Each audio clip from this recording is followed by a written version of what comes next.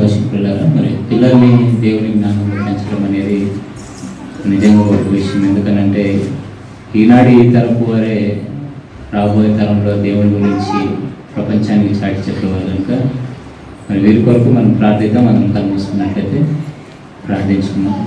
మమ్మల్ని అన్నిటిగా ప్రేమించినటువంటి మా ప్రేమకు తండ్రి, మీ పరిశుద్ధమైన నామానికి వందనాలు తెలియజేసుకుంటున్నాను.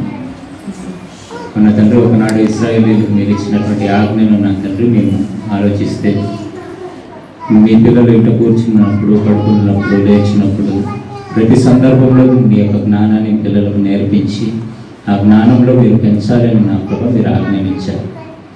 అయితే ఇది మరిచినటువంటి ఇశ్రాయేలీయుల తరాన్ని మేము ఆలోచించినప్పుడు నా తండ్రి, మరి మిమ్మల్ని ఎరుగునటువంటి ఒక తరం వచ్చినట్లుగా నా తండ్రి మాకు లేఖనాలు సెలవిస్తుంటున్నాయి కనుక ఆనాడు తల్లిదండ్రులు చేసినటువంటి తప్పిదం వలన మిమ్మల్ని మరిచినటువంటి తరాలు వచ్చాయి.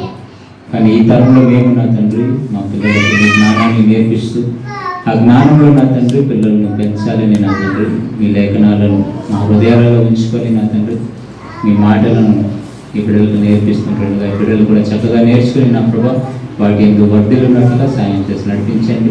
ఈ వాక్యము ఈ పిల్లల యొక్క హృదయంలో నూరంతులుగా ఫలించలాగా సాయం చేసి నడిపించమని ఈ ప్రార్థన పరిశుద్ధ నామములో ప్రార్థించి పెట్టుకుంటున్నాం తండ్రి. ఆమేన్.